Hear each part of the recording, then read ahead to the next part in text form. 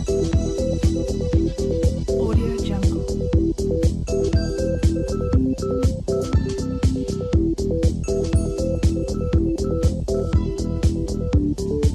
Audio Jungle.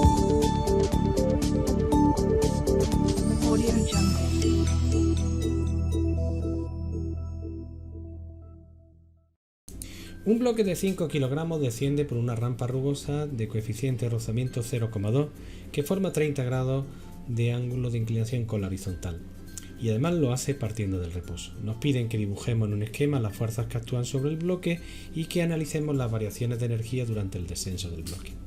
De esta forma, como siempre, empezamos dibujando los ejes de coordenadas sobre el sistema, haciendo coincidir el eje de coordenadas de la X con el sentido del movimiento, de forma que será paralelo al plano inclinado, y el eje Y será perpendicular a la dirección del movimiento.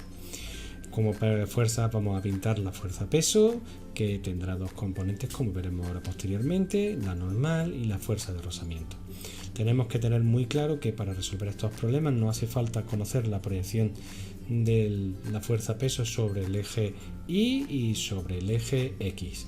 En este caso, como podemos ver, la proyección de la fuerza peso sobre el eje X lleva el mismo sentido y dirección que el desplazamiento y por tanto será, digamos, la fuerza motora del desplazamiento, mientras que la proyección del peso sobre el eje Y no realiza trabajo.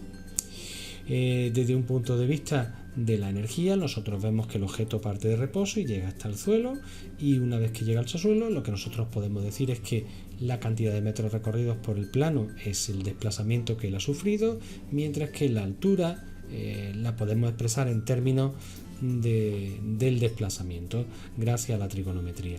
Esta no sería la altura final, sino que sería la altura inicial, como podemos ver realmente en los datos. Entonces, a partir de aquí, como siempre, nosotros para hacer una valoración energética lo que decimos es que el trabajo total va a ser igual al trabajo realizado por las fuerzas conservativas más el trabajo realizado por las fuerzas no conservativas.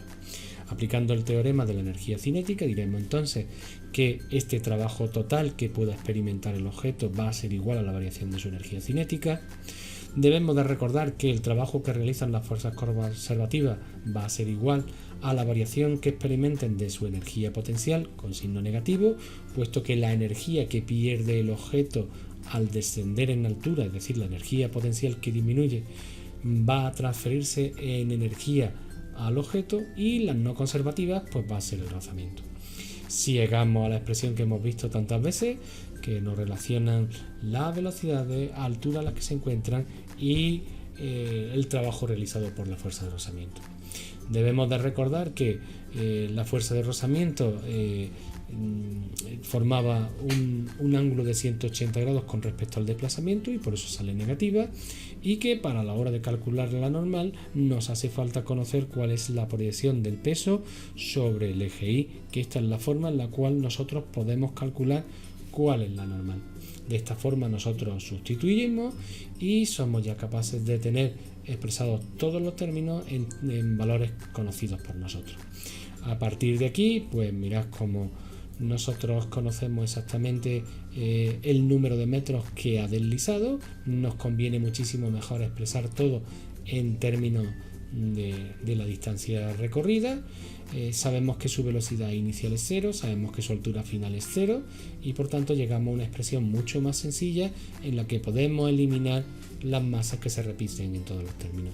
A partir de aquí nosotros podemos despejar la velocidad final, que se nos quedará como la raíz de 2 por g por el desplazamiento y la diferencia entre el seno del ángulo menos el coeficiente de rozamiento por el coseno del ángulo.